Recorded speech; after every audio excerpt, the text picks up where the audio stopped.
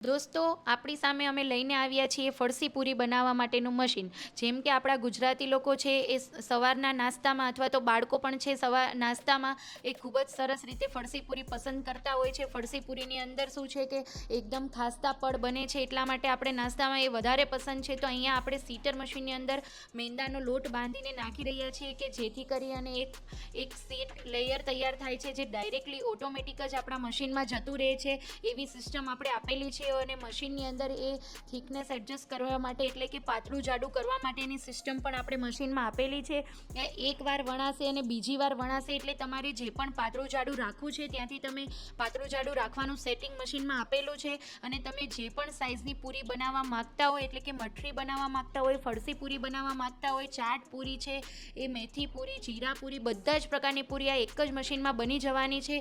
અને અહીંયાથી અલગ જે સાઈડનું વેસ્ટ નીકળે છે એ રિયુઝ થઈ જવાનું છે. ઓટોમેટિકલી ડાયરેક્ટ સીટર મશીનમાં હોપરમાં જઈ રહ્યું છે, એટલે એક જ માણસ આ આખું મશીન ઓપરેટ કરી શકે છે. તો તમે હાથથી અત્યારે જે બેનો પૂરીઓ બનાવો છો એ તમને હાથથી મહેનત બહુ જ લાગે છે અને પ્રોડક્શન નથી નીકળતું, તો જેક્શન મશીનમાં આવો, જેક્શન મશીન સાથે કોન્ટેક્ટ કરો. તમને ખૂબ જ સારામાં સારું સોલ્યુશન જેક્શન મશીન આપી શકે છે, કારણ કે એ ખુદ મેન્યુફેક્ચરિંગ કંપની છે. તમારે જેવું મશીન જોઈએ એ ટાઈપનું મશીન કસ્ટમાઇઝેશન પર પણ બનાવી આપે છે.